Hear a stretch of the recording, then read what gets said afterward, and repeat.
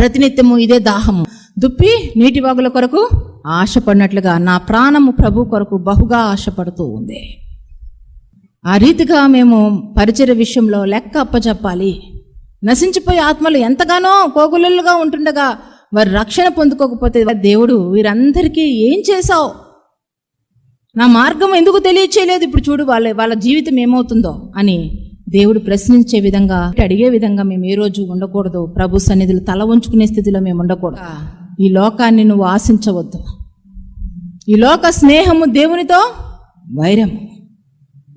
ఈ లోకంలో ఉన్నదంతయు నేత్రాశ, శరీరాశ, జీవపు డంబమయ్యింది. నేత్రాశ, కళ్ళతో చూసిన వాటిని బట్టి నువ్వు మలిన పడుతున్నావా? ఈరోజు కళ్ళు ఎక్కడికి వెళితే నీ మనసు అక్కడికి వెళ్ళిపోవడానికి వీలు లేదు. కళ్ళతో ఆశించాడు ఆకాను వస్త్రము, బంగారు కమ్మి. ఏమైపోయింది? తన జీవితం అంతా నాశనం చేసుకున్నాడు. కళ్ళతో ఆశించారు. ఈ లోకంలో నువ్వు దేవుణ్ణి కాదని ఈ లోకాన్ని ఆశిస్తే ఏం జరుగుతుంది? చాలామంది జీవితాల్లో ఈరోజు దేవునికి మీ హృదయాల్లో చోటు లేదు.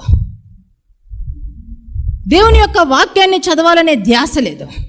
దేవుని పాదాల దగ్గర కొద్ది సమయం గడపాలనే మనసు లేదు. దేవునికి స్తోత్రం. నా జీవితంలో కానీ నేను మోకరించి కానీ మనస్ఫూర్తిగా దేవునితో మాట్లాడకపోతే నిద్ర కూడా పట్టదు నాకు. దేవునికి మహిమ కలుగును గాక. ఇది బాగుంది కదా, నాకు దేవుడు అలా ఫిక్స్ చేసేశారు. నేను దేవునితో కానీ మాట్లాడకపోతే, దేవునికి ప్రార్థన చేయకపోతే, కన్నీటితో ఆయన పాదాలు కడకపోతే నిద్ర పట్టదు. ఎంతసేపు నువ్వు అట్టుంటావో ఉండు, ఇంకా నిద్రపోకుండా. లేదా మోకరించి ప్రార్థన చేయి, నాతో పాటు సహవాసం చేయి, స్తుతించు, ఆరాధించు, అప్పుడు నీకు నిద్ర పట్టదు.